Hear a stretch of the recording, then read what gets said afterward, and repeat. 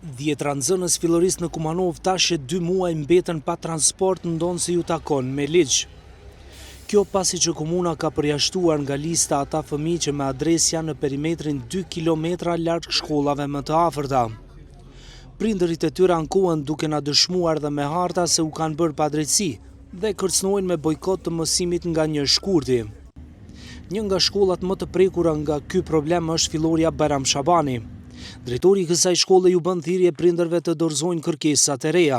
Nxënësit që i plotësojnë kushtet të 2 kilometra, të cilët kërkesat janë ato evidente, duhet të dorëzojnë deri te shkolla kërkesat e tyre dhe më andaj shkolla i miraton dhe formon komisione të cilën i verifikon mbas ligjit për arsim fillor. Veprimet e institucionit këto janë të ndërmarrë në përputhje me të plot me nenin 73 ligjin për arsim fillor, i cili thot do të alinea 1 nxënësit kanë të drejtë transportit të organizuar ose falës nëse vendbanimi është larg së paku 2 kilometra nga shkolla më e afërt fillore.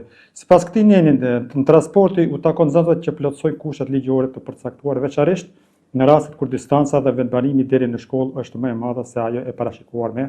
Ata detyrohen të udhtojnë në këmbë nga që nuk përkojnë oraret me linjat e transportit publik, që për absurditet janë falas për të gjithë qytetarët, ndërsa këto dhjetra fëmijë janë përjashtuar.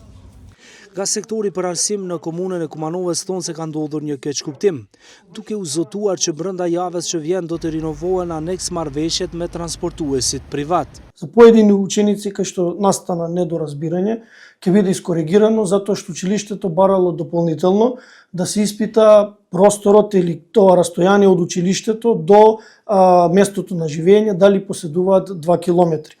Училиштето се станува збор за основното општинско училиште Бајрам Шабани, се има формирано комисија согласно законот за основно образование, кои го имаат проследено тоа и во најскор можен период сега ќе биде направен повторен список во кој ќе бидат и овие неколку ученици кои не беа опфатени, ќе бидат опфатени, а дополнително сите ученици кои се под 2 километри, тие може да користат, меѓутоа ќе користат линиски превоз, не може да бидат вклучени во ученичкиот превоз.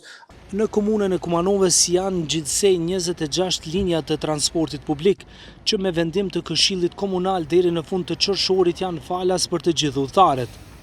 Por linjat e transportit të nxënësve organizohen nga agjensitë private, të cilat i paguan komuna sipas ligjit përkatës dhe janë në intervale kohore të përshtatshme me mësimet dhe lokalitetet e nxënësve.